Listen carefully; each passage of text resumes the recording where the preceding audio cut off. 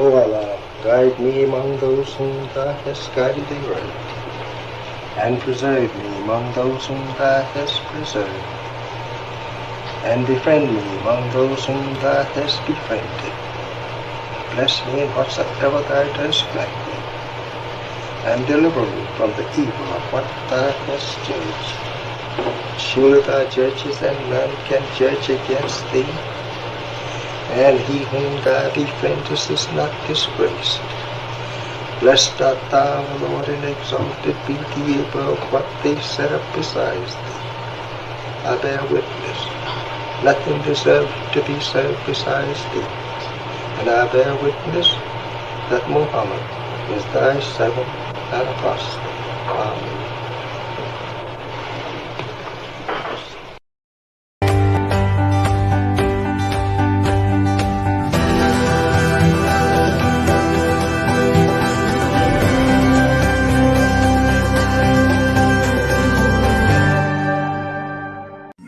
Assalamu alaikum. This is Sister Sajdah Muhammad. Join us for Donate and Sip 2.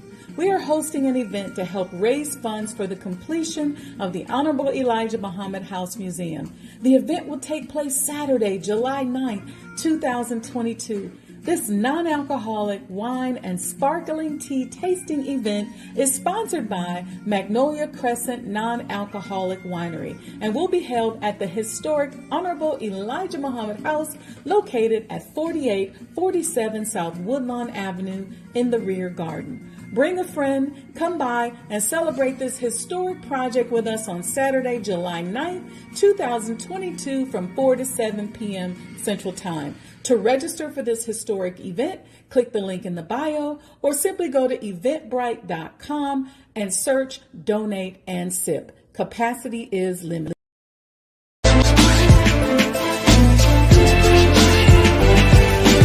You belong to yourself.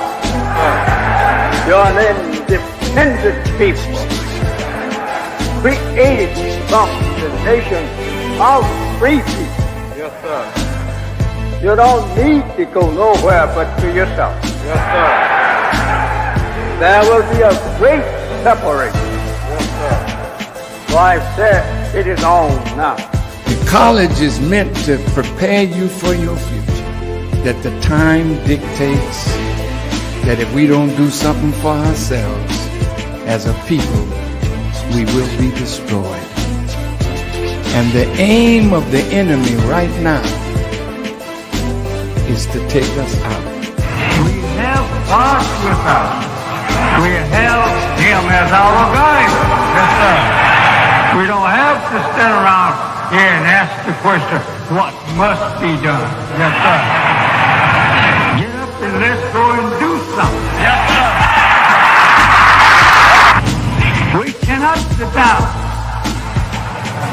We cannot lay down. Yes, sir. We must get up. Yes, sir. And go to work.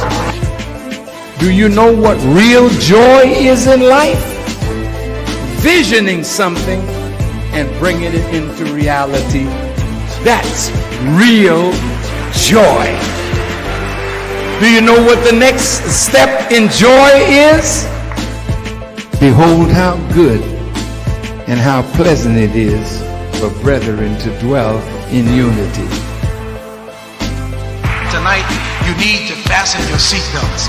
We're going to hear from some of the greatest minds in the world. I don't know about you, but I'm tired of trusting our future and the future of our children into the hands of those who don't love us. I believe we need to revitalize black leadership.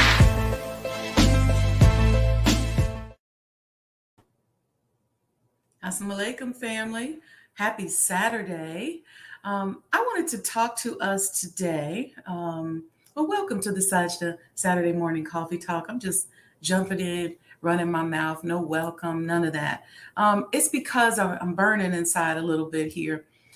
What I want to talk about today is the concept of future and the concept of history. And so we touched on this a little bit on a meeting I was at yesterday because it was something that has been burning me And I think a lot about how a lot of us, our actions are dictated by the fact that we don't know our history. We don't even connect with our history. And we don't really feel like we have a future because we're so busy trying to survive. We're trying to get the money that we need today. We're trying to get our survival kit together. America's falling, everything. But I want you to start to think and conceptualize yourself as having no beginning or no ending, because you are connected to the Creator Himself.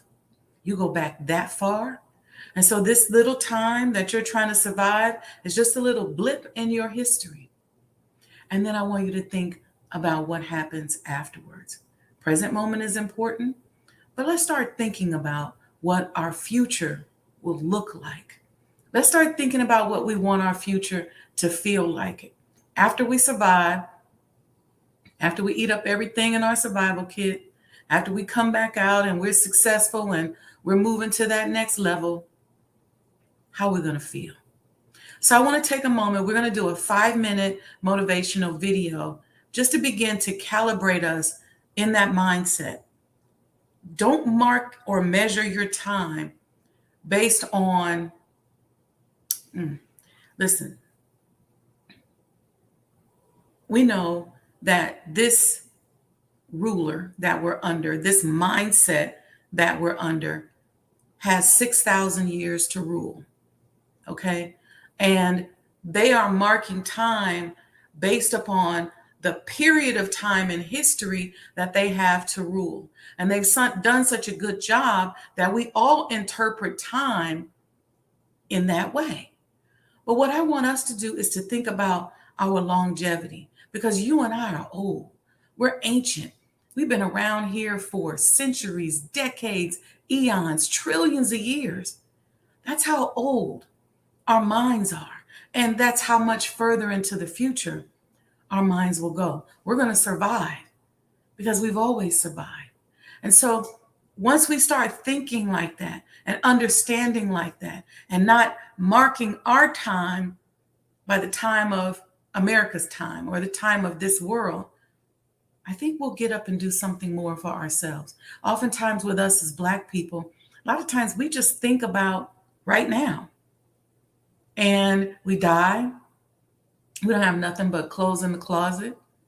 We die and we don't have a home to transfer on to our children. We pass on, and a lot of times we're not even close enough to our family, and there's nothing, not even wisdom about us that we can pass on. So we have to think about the fact that we continue to live.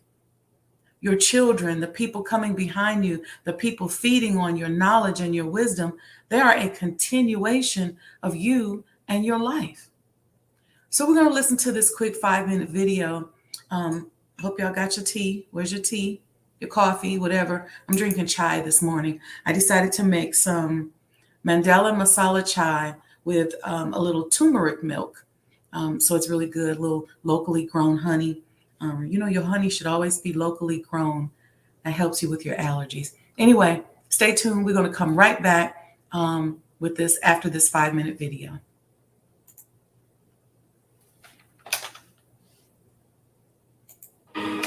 Be bold. Be confident. Be brave. Be better. This is your chance to change, your chance to so much more. This is your opportunity to start the process of your self-improvement, the self-improvement that defines your future, a future full of success. This is the opportunity. This is your opportunity. Don't just throw it away. This is how it all begins for you.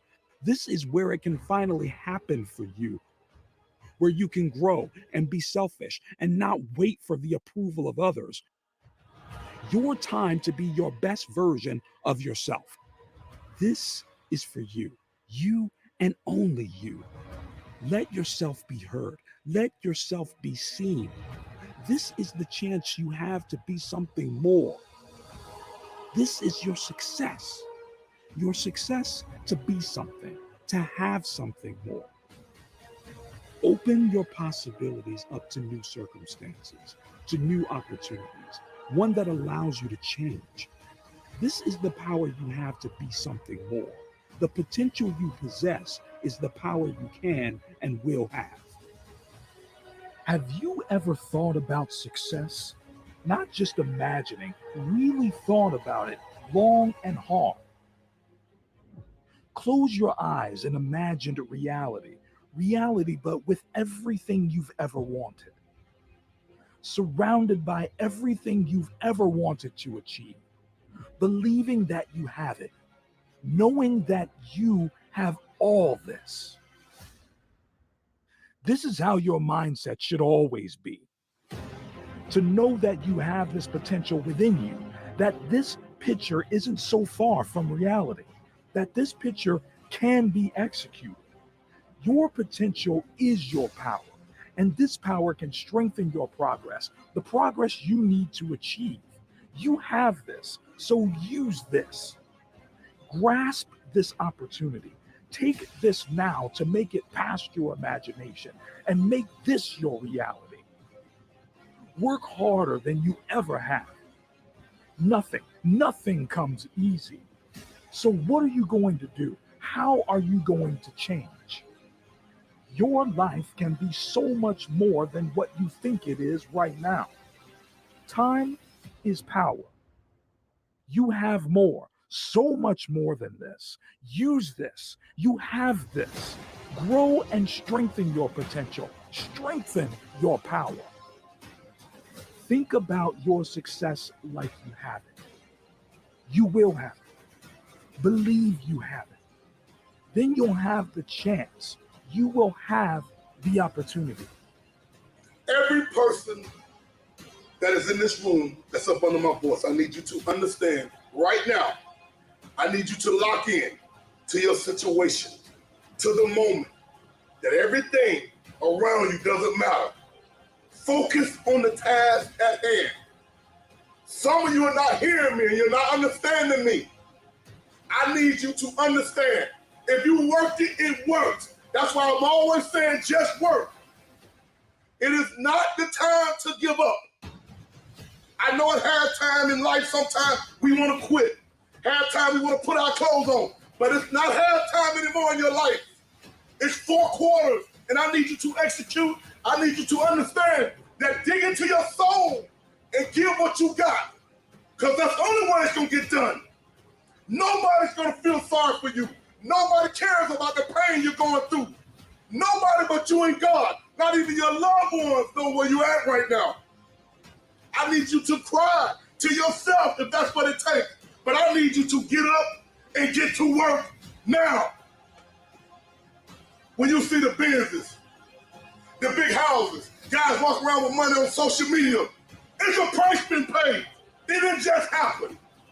This is the one arena that most of you are trying to come in. You don't understand that your name, your money, your status don't get you to be a professional athlete. It's called work. You just have to work every day. We're built for it. We worked for it. We deserve this. We came from the dirt.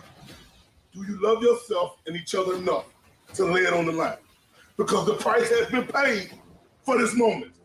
Just work.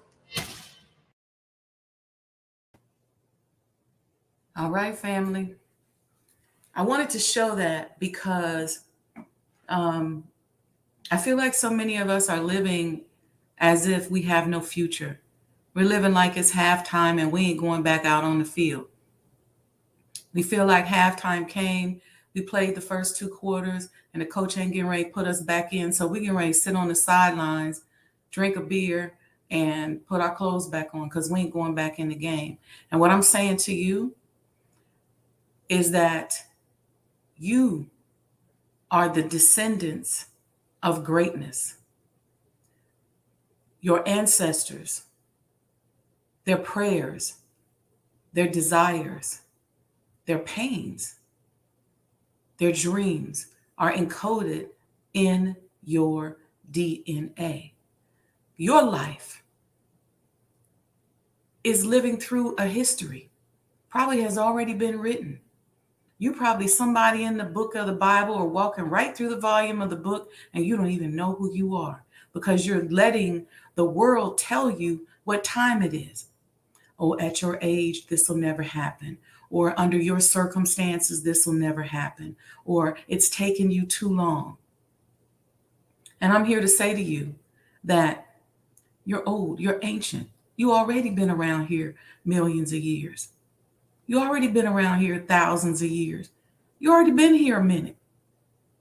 It's just this body. And so we can start to preserve this body by preserving our thoughts, by not running out of future, by understanding that our mindset has to be, how am I going to feel after things get rough, if things get rough for me? After I ate up all my bean soup in my survival kit, after I did everything I could do,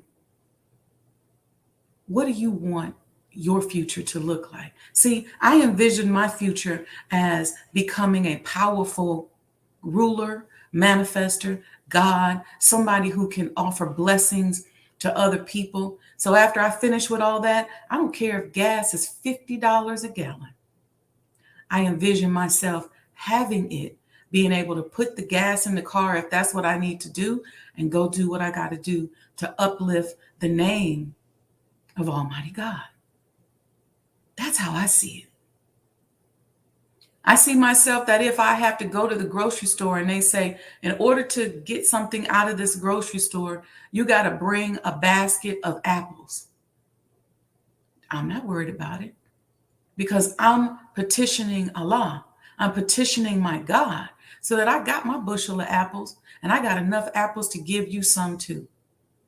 So I'm not looking at my life as if there's no future. I'm not saying, oh man, I'm single and I've been kind of waiting around for the right man to come. You know what? Allah makes men every single day. He makes them over. You never know. You never know where your man is or where your woman is. Even if you're in a current situation, he may have something else for you. You don't know where that person is. You just don't know. So I'm saying to you all that we have to stop running out of future. We have July 4th coming up. When is it? Monday, I think. And for this country, it's Independence Day per se, right? I won't go into it. You all can look up the history of what that really means. But for us as Muslims in the Nation of Islam, and for you all and for the world, this is the day that Master Sajdah Muhammad chose to make himself known here in America and to teach the wisdom that all of Black America is feeding on today. Be Black, buy Black, Black Lives Matter, all of that comes from those teachings, comes from what you heard the Honorable Elijah Muhammad teaching from his master, Master Sajdah Muhammad, who we know as Allah in person. And some people are like, whoa, wait a minute, what's going on? See, it's so interesting because when you start to think about the Nation of Islam, I find it so powerful that now when I study metaphysical work, and I'm like, wow, he was teaching that way back then, but we didn't recognize that. People talking about accept your own and be yourself and discover your authenticity. That's what he told us. He gave us a new identity. You just heard me talking about not running out of future and understanding who we are in the past. So we've been taught that God can be nothing other than a man. And so a lot of people argue with that with us in the Nation of Islam. They say, oh, no, that's not possible. God is a spirit. God is an energy. And we could get into that whole debate. But do you know that the most sophisticated of God's creations is you and I. And so if our minds are not God-like minds, then nothing really moves. Do you know that it is your existence, your DNA, it is who you are that literally causes the planets to rotate and move? Do you know it's who you are that literally makes the earth revolve and makes the earth blossom and bloom? Have you ever noticed that depending on your energy, your plants may grow or they may not? Your crops may grow or they may not? Some people say no, because that corn was going to grow no matter what, or those trees were going to grow no matter what. Really? Or is it the collective body of people who makes nature flourish? Is this how God makes himself known? So I don't want to get off into that today, because that's a deeper discussion. And we may have a whole, we may do a whole talk on the concept of God as a man and the coming of Master Sajdah Muhammad. We'll do a whole talk on that. Today, I just want to calibrate you with your future. Help you all to know and to realize and to accept that you do have a future. Stop acting like you only got a few more years on this earth. Stop acting like, ooh, I just turned 50. I don't know how much longer I got, or maybe I just got a couple more years. Okay, tomorrow's not promised to anybody. We see people today dying in their teens. There's no guarantee that you got a day or 100 days or 200 days left. But what I will say to you is that your universal mind, your omnipotent mind, that piece of your mind, or your mind that's connected to the creator of the universe, the entire earth, is yours. And your mind will live on. Believe it or not. The minds of our ancestors, see, this is why they like to teach us in high school that our history started with slavery. Because if you think your history started with slavery, then you think that whatever you're doing is a come up. If you think that if you subconsciously, a lot of us consciously know differently, but if all you really know of your history is that you were brought here in the bowels of a ship, chattel slavery, and there was a point in time where your grandparents or your great-grandparents couldn't drink out of the same fountain as white people. If that's your history, if that's your concept of history, then you're going to think that whatever it is that you're doing now is a come up. Think about that. Talk to me in the chat. Think about that. But if you really understood, if you and I really understood how old we are, how we are descendants of God himself, and if we understood the concept that God is a man, and the evolution of God, ooh, I'm not going to go into it. I'm not going to do it because we don't have enough time. Listen, God is a man, okay? And your history didn't start with slavery. Your history didn't start with segregation and white only fountains and being sprayed with dogs. Our history started with the creation of the planets, the architecture of the universe, the creation of the stars, the sun, the moon. That's where our history began, because we're descendants of that God. That's where our history started. You can look, you as a Black person can look on television and see just about anything and know that you came from there, because that's how old you are. You have no beginning and you have no ending.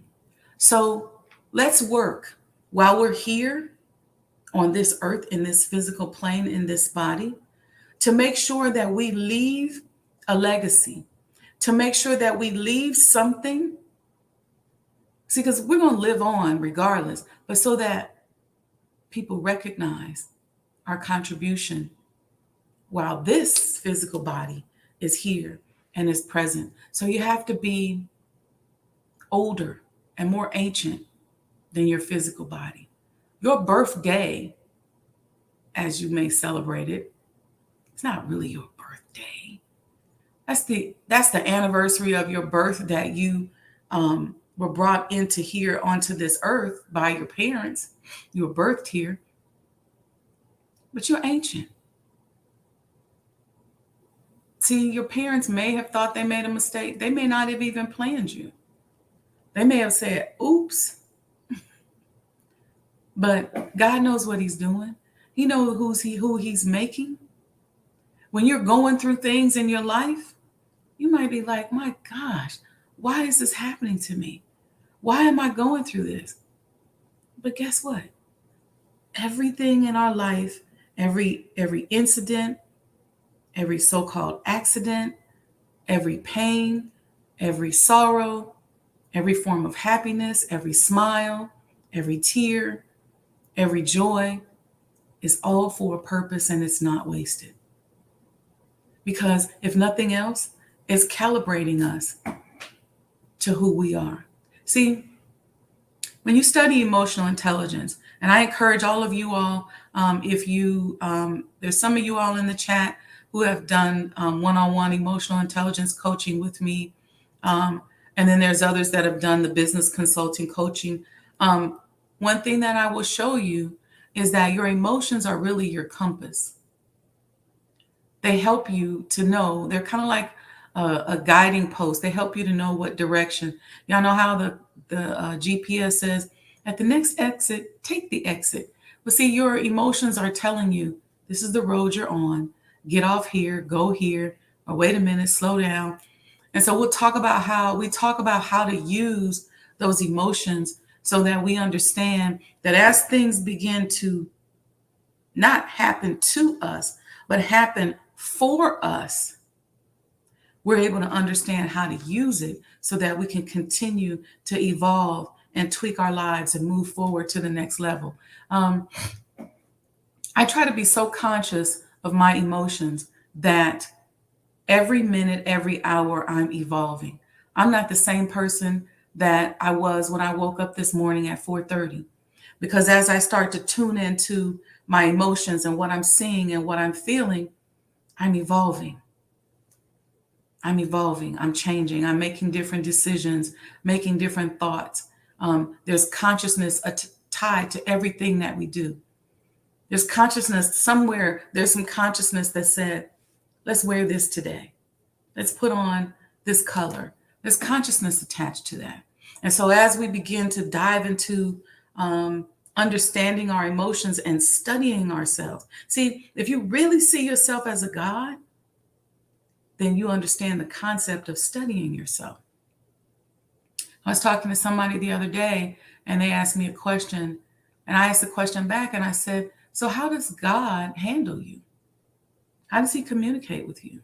How do you know when something is right or when it's not right? What's the communication? And they didn't know. I said, well, you have to study. You have to study your life, no matter how short it may be, no matter how young you are. Study your life. How does God communicate with you? How does he let you know I'm here? How does he let you know I care about you? And the one way to get yourself that insight is through gratitude. So when I'm being grateful, I'm grateful for the ancestors. And I'm not just talking about the ancestors that were slaves. I'm not just talking about the ancestors that got up out of slavery. I'm talking about way before that. I'm talking about the ones who developed advanced forms of mathematics. I'm talking about the ones who walked here through the Bering Straits and were the original, quote unquote, Americans. I'm talking about the ones who built the pyramids on a sophisticated system of alignment with the stars and with each other along the grid lines and the ley lines of the earth. I'm talking about those people. That's who I'm connecting with. I was in this thing during Ramadan where I was connecting with Queen Nefertiti. And I was chasing her down. I was studying her. And when I got to the point where I realized that her body had really never been found. She never has been exhumed. I said, what does that mean? I found her in the Holy Quran as the sun goddess, who, once she learned the error of her ways, accepted a new religion. I started chasing that down. Why? Because I said, I can connect to that. I am her. I am a descendant of her. I am her mind. So I'm older than slavery. I'm older than Harriet Tubman.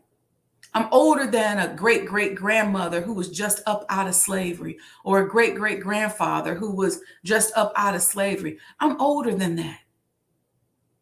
I'm older than the people who were snatched from West Africa and tricked, or the people who were the traders were tricked into thinking that they was going to get some kind of gold or something once they got over here and sold their people out. I'm older than that. When I go to Africa, I feel myself as ancient as the civilization there is.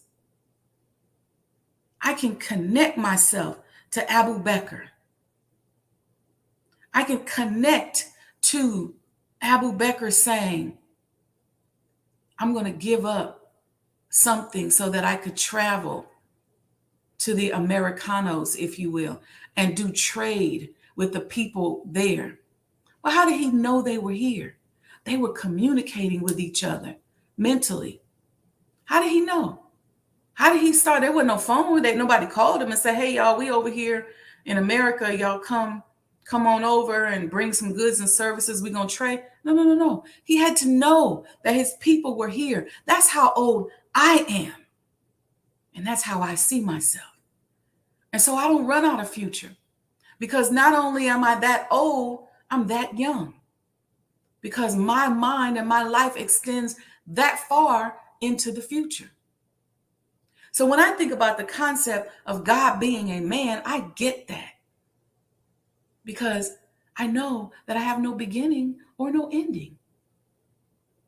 And that's what I want us to start thinking about as we're making decisions, as we're doing our businesses, as we're preserving our legacy, as we're telling a story. Understand that you are as young as your future, because there is no ending to you. Your future extends 25, 30,000, 35,000, 40,000 years from now. And a lot of us can't comprehend that because we can't see beyond the life and legacy of the people who conquered us. We can't see beyond that. So as their world is falling, we feel like our world is falling too. A lot of us feel like, look, our situation here ain't been good. And you're right, it's been a period of suffering. But guess what? We're old, we're ancient. Trouble don't last always. Think of us, think of yourself as one contiguous mind from the Creator, one contiguous mind that continues to occupy different bodies and different bodies. And then this person is born and they have the DNA of the person before them. And that next person is born and they have the DNA of the people before them, and so on and so forth. That's how God can be a man. See, a lot of people say, well, how is that even possible? Just think about evolution. Think about what's up inside of you. See, this is why they don't teach this in schools. You don't understand the encoding of your DNA. See, if as a child, you knew and you understood that your DNA is really just a set of data factors. It's just data. Data. You know how you have a computer and there's data? Your DNA is data that as you move through life, you will access. Some of it you don't even know you're accessing. The way you look. See, this is why if you knew how people look even before slavery. See, we only connect with the people that we can see pictures of. We only connect with the people that somebody told us about. Oh yeah, I heard about your great-grandmother. She was the one who escaped from slave and had all that money in 1917 and lived through the Oklahoma riots and blah, blah, blah. You're older than that. You're older than that. That little stuff they took from you is nothing compared to all that you have and all that you will have. So you have to live your life like royalty. See yourself as royalty. See yourself on another level. Dress on another level. Think on another level.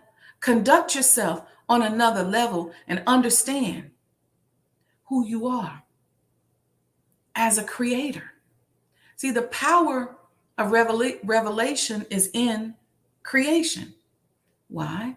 Because God is a creator. You're a descendant of the creator. So if you do what he did, then you can connect directly with him. How? Through creation. So be creative. Stop copying everything that everybody else does and be creative. Stop playing it safe. Stop walking around with the mindset of a safe person. Safe compared to what? Safe compared to this world, or safe compared to the God who created you? Don't you know that as you're sitting here, that there are forces at work that are designed to help you have a successful future? But see, when we don't connect to that, if you don't connect to that and you think that your future is based on this world and this person, then you go, okay, well, I know I ain't got that long to live. I'm a Black man. I might just live to my 20s. But let me tell you something.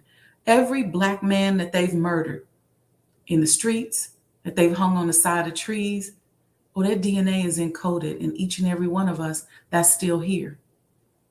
Even if they didn't have any children.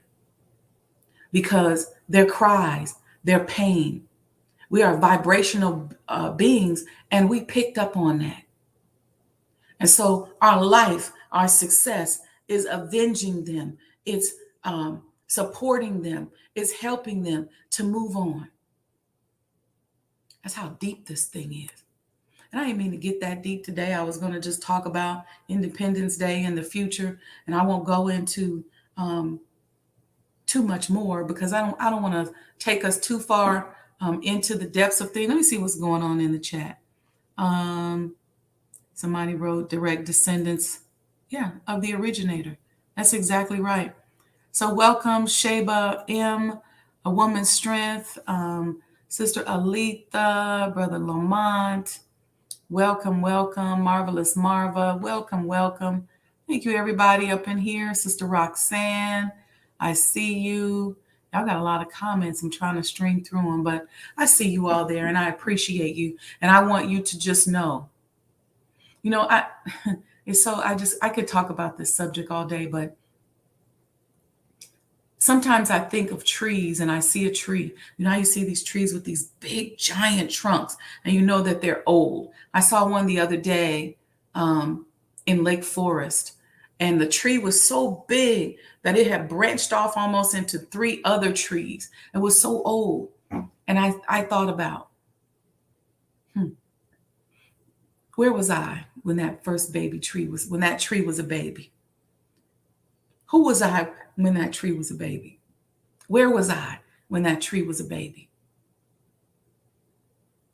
Because I think of that's how ancient. Some of these new trees and stuff that are new and baby trees, I know where I am now. But where were you 200 years ago?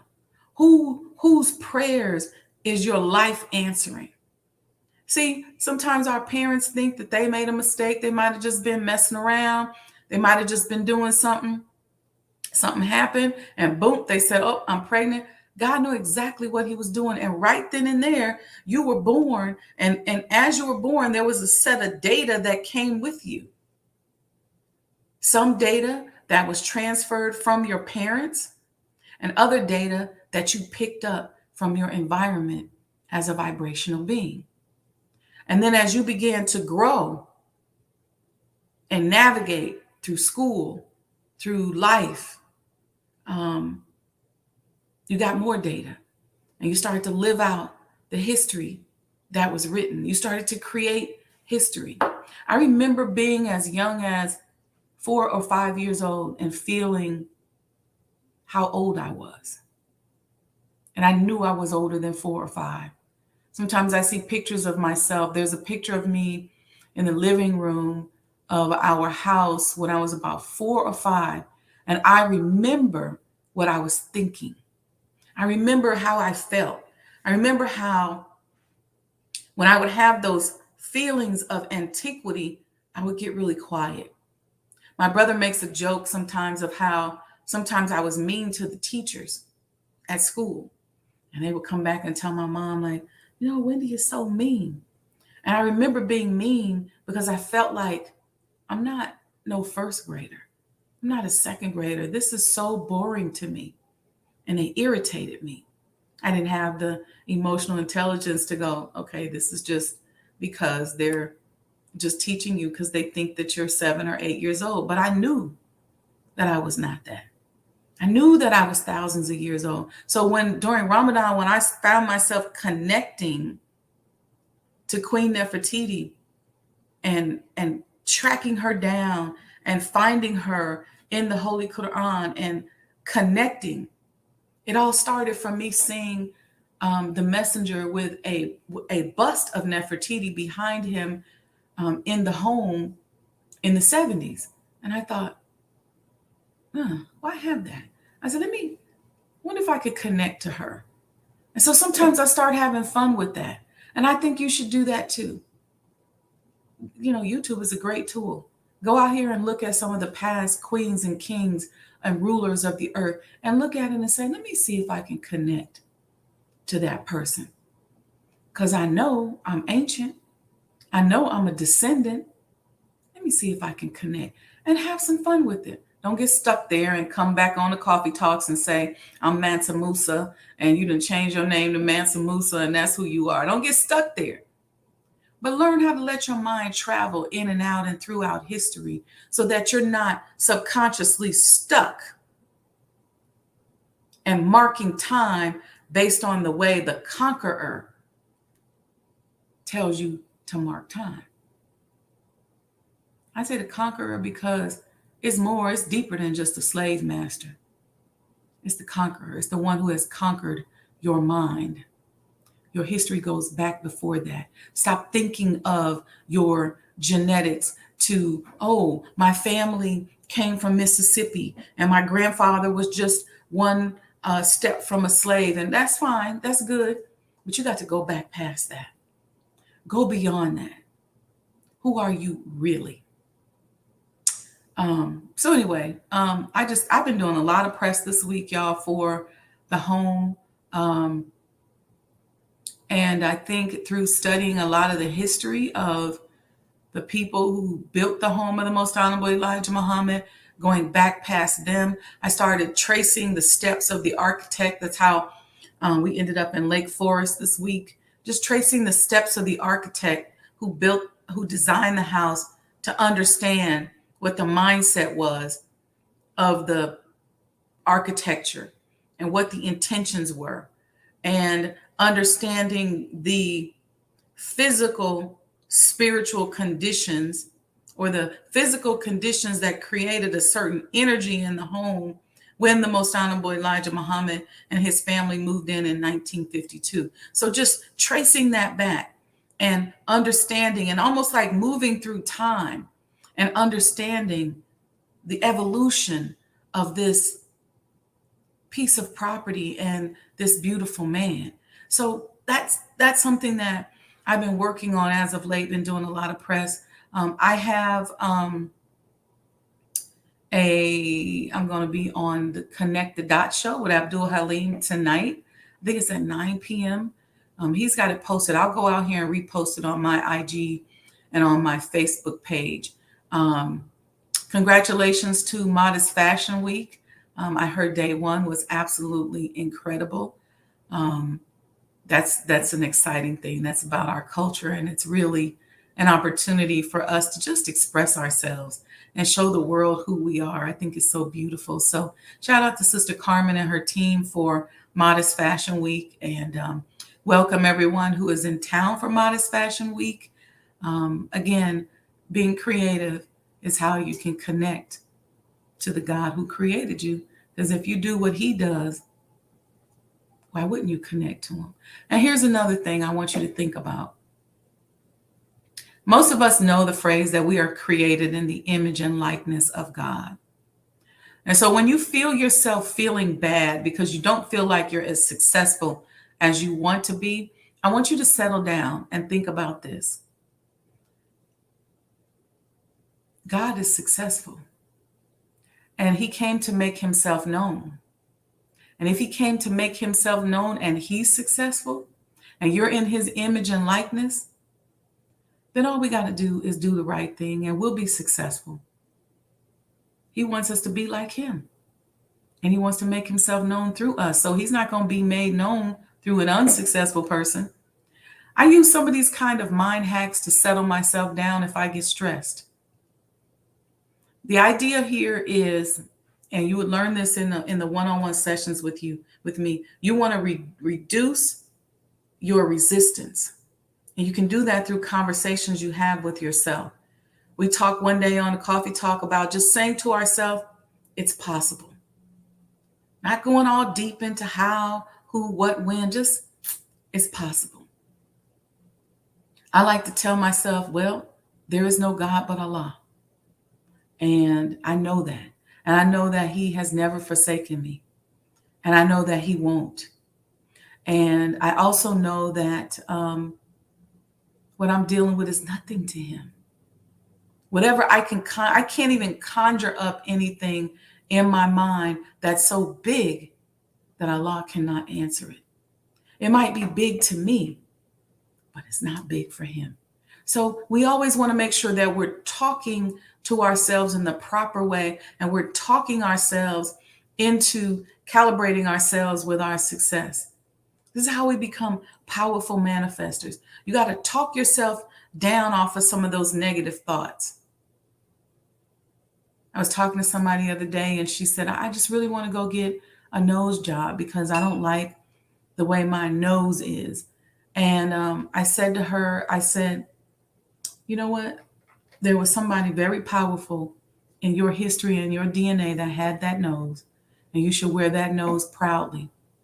Don't judge yourself by the way this world sees things. This world may say your nose is not good, but you may have the nose that they blew off the Sphinx. Your nose might connect you directly to pharaohs and kings and queens and people from ancient Egypt and beyond. So don't be down on yourself. Don't be down about your hair. Don't be down about who you are, what you look like, how your body is shaped. Love yourself. That's what we want to do this Independence Day. Yes, God is a man. Yes, he came to make himself known. Yes, he is successful. And yes, he wants us to be that way. And yes, he made us in his image and in his likeness. And we are known. He is known through his creation, through us. So we want to be about the business of improving who we are, accepting who we are, being ourselves. Why did he tell us that? Accept your own and be yourself. Because that's the key to manifestation. That's the key to freedom. That's the key to being able to hear God's messages. Accepting who you are. It's real simple, but yet complicated because we live in a world that doesn't teach us to do that. So a lot of times that's what we talk about in these emotional intelligence sessions, where we talk about, who are you? Accept that and be yourself. And, go from there. So anyway, I'm sorry, y'all. I done babbled all along. I have a whole list of things that I was going to talk to y'all about. I didn't get to it. Just kind of got off on this thing, and maybe it was needed to be said. Anyway, give me some feedback in the chat. Let me also remind you all, if you missed manifestation class on Thursday, go back and check out past episodes. You can binge. Week 1 We showed the movie A Nation of Common Sense, courtesy of NOI Archives and Student Minister Carlos Muhammad, and we got ourselves familiar with the accomplishments of the Muslims. Some of us went to manifestation class. Let me put this in the chat so y'all don't forget. Manifestationclass.com, and downloaded the accomplishments of the Muslims. Why? So that we can begin to familiarize ourselves and calibrate ourselves with those accomplishments. More so than that, just like we did on week 2, we decided that we would compare and contrast the economy in the 70s and the economy today. Why do we do that? Because we want to understand and dissect the actual economic program, the actual economy that the Most Honorable Elijah Muhammad used, the system and the components of the economy that he used to create the $75 million. But don't get stuck on the $75 million empire. Calibrate yourself to the mechanics of what he did as a template, as an example, because today's economic conditions are fastly becoming very similar to the economic conditions in the 70s. And it worked then in the midst of segregation, no technology, most Black people only making $1,200 a year or whatever it was. It worked then, and it will work now if we bring it down to the modern times. So we want to understand the basic components of that economic system. So in week 2, we did a comparison and contrast, and we broke down those components. And then this week in week 3, I had my good friend, Brother Bedford on, and Brother Bedford came on, and we started to really go deeper into the economy and a little bit into mindset, so that we can begin to mentally calibrate ourselves and understand, how do we need to think? What do we need to think about? Who do we need to think about? How do we need to think? What our mindset needs to be, so that we can implement this program and move forward. Because I believe this phase for us, as we celebrate freedom on the 4th of July, however you define that freedom, has a lot to do with economic development. And it's time for us to begin to create an economy and an ecosystem. And I'm here to say that I believe that the economic components and the system set up and developed by the Most Honorable Elijah Muhammad is exactly what we should be focusing on right here, right now, today. And then it's only natural then that modern technology is going to be woven in, and that modern wants and needs and desires, and that we're going to calibrate it to the times in which we live in today. But we have to understand and make sure we study the basics of that economy. So I'm talking about going beyond your personal economy, beyond you getting your credit fixed, beyond you saving some money, beyond your insurance, and begin to understand the components of a macro economy. What does a local government economy need to look like? What does a global economy need to look like? What does a national economy need to look like and be comprised of? So that even then, as we're moving through and we're deciding who we want to vote for example, we can lay that up against a template and we can understand. See, if you understand economics, then you can understand that what's happening today, you can literally predict the future. And so in understanding that economy, understanding the mistakes that are being made in the current economy, understand how our individual and personal economy weaves into that macro economy, is what we're working on today. So we're going to haven't decided next week what we're going to come back with, if we're going to either dive into certain industries, or if we're going to begin to talk about our own micro economies. I don't know if it's time for us yet to talk about that, but it may make sense for us to dive into each of the components. And we're going to stretch this series out as long as we possibly can, because we want to talk about these things. We want to make sure we calibrate to it. I want you guys to start thinking about this level of economic development because it works. He did it. He gave it to us as a template. It looked and it evolved. Now it will evolve naturally because now we have modern technology.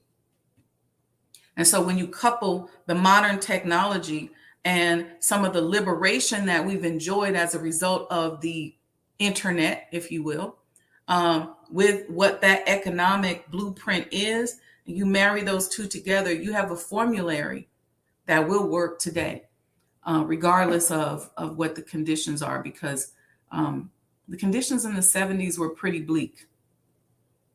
I keep going over and over again, telling y'all 20% interest rate. That's incredible. Okay. Anyway, family, make sure you support the completion of the Honorable Elijah Muhammad's house. We are having an event on July 9th. It's called Donate and Sip 2. We're going to be in the back of the Honorable Elijah Muhammad's house, or the Honorable Elijah Muhammad House Museum, or Sajdah House, if you know it as that, 4847 South Woodlawn Avenue. You got to go to Eventbrite, type in Donate and Sip, make sure you register. And it's called Donate and Sip 2, TOO. Make sure you register and come and hang out with us. We're going to do some non-alcoholic wine tasting and non-alcoholic sparkling teas. We got some, for the first 50 people, we're going to have bean pie infused ice cream. If you all haven't had our Sajdah bean pie infused ice cream, you don't know what you are missing, let me tell you. So we're going to be doing that. And it's time for us to begin to have a new idea of fun. New idea of fun. Getting together with like-minded people and sharing energy and sharing space and calibrating with one another and focusing on our future and our history and where we come from and understanding the blueprint of life. You know, I know a lot of times it's interesting. I'm gonna say this one last thing. You know, I like 70s music. And one of the things that's very interesting about 70s music is that in the 70s, everybody sang about love. Everybody was in love. It was all about, let me just escape. And I think about the 70s as we were kind of unraveling the economy. And I said, that's why I like it, because of the love. I love songs about love and everybody was in love.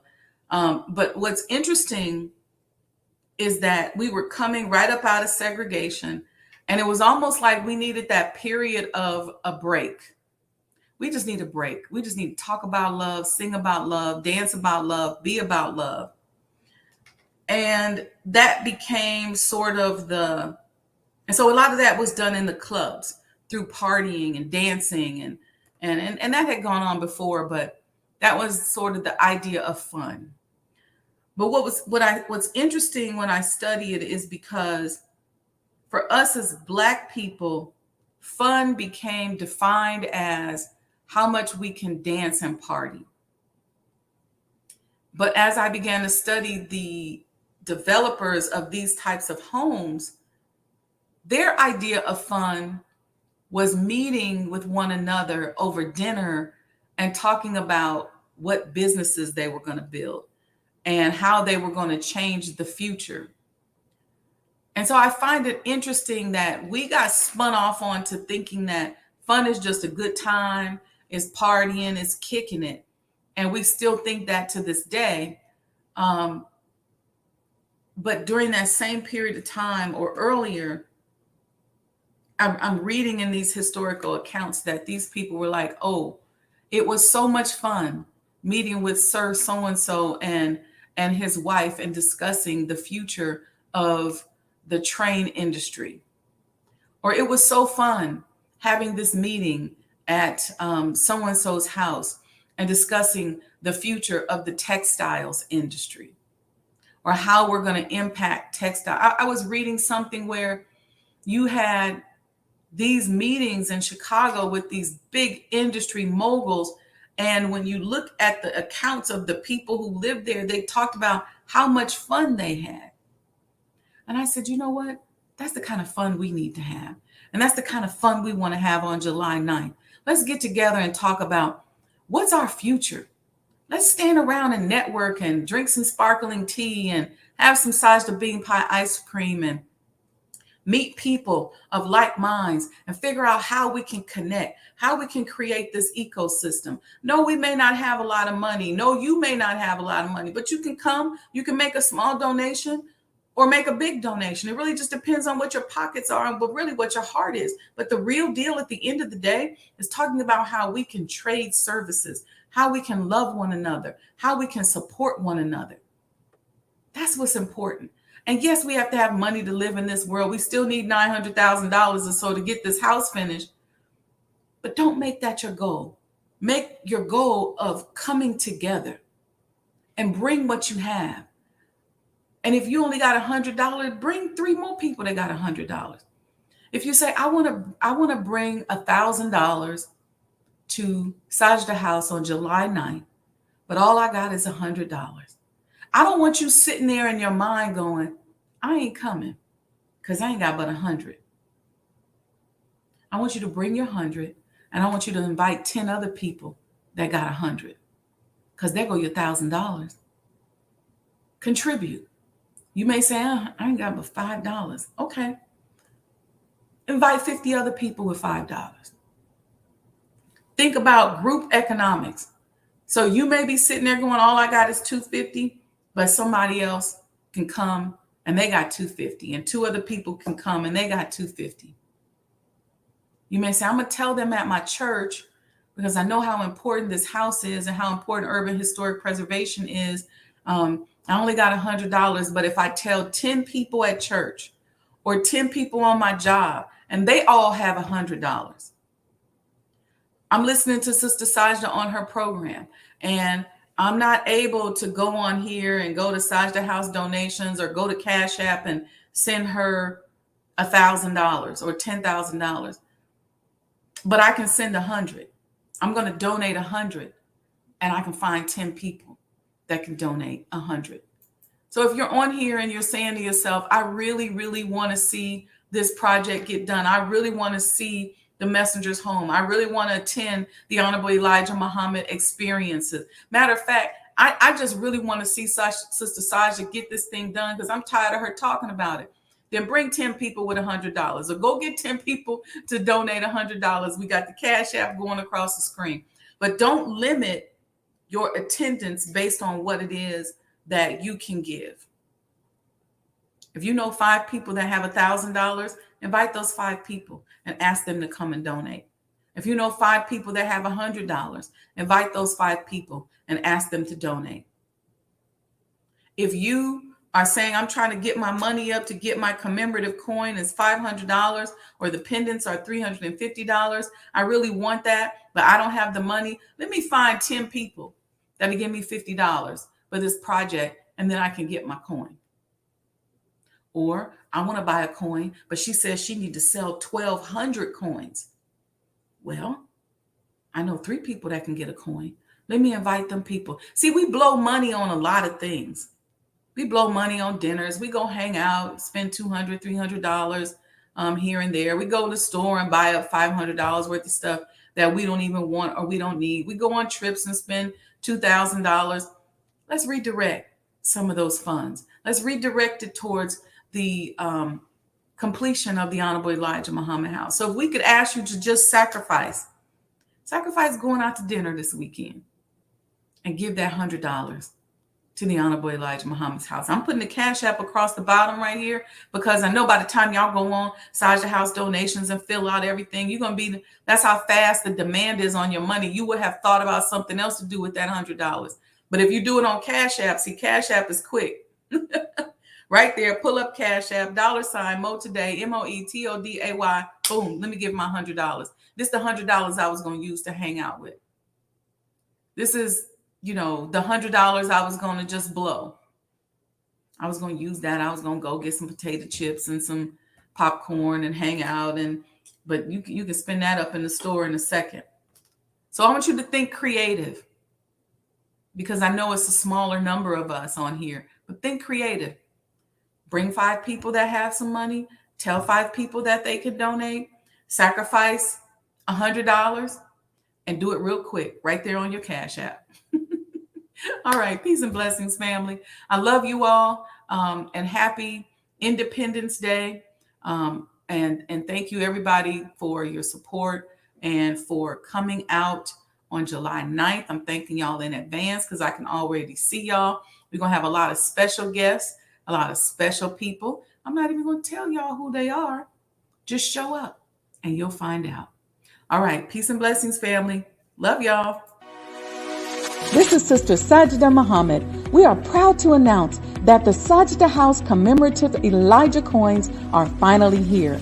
As we renovate and restore the former home of the most honorable Elijah Muhammad, we have recycled the old copper gutters and downspouts and created a 1-ounce 39-millimeter coin made of 100% pure copper. Each coin is professionally graded and has its own barcode and registration number. This priceless heirloom, made from recycled copper from the messenger's home, is now available at sajdahhouse.com.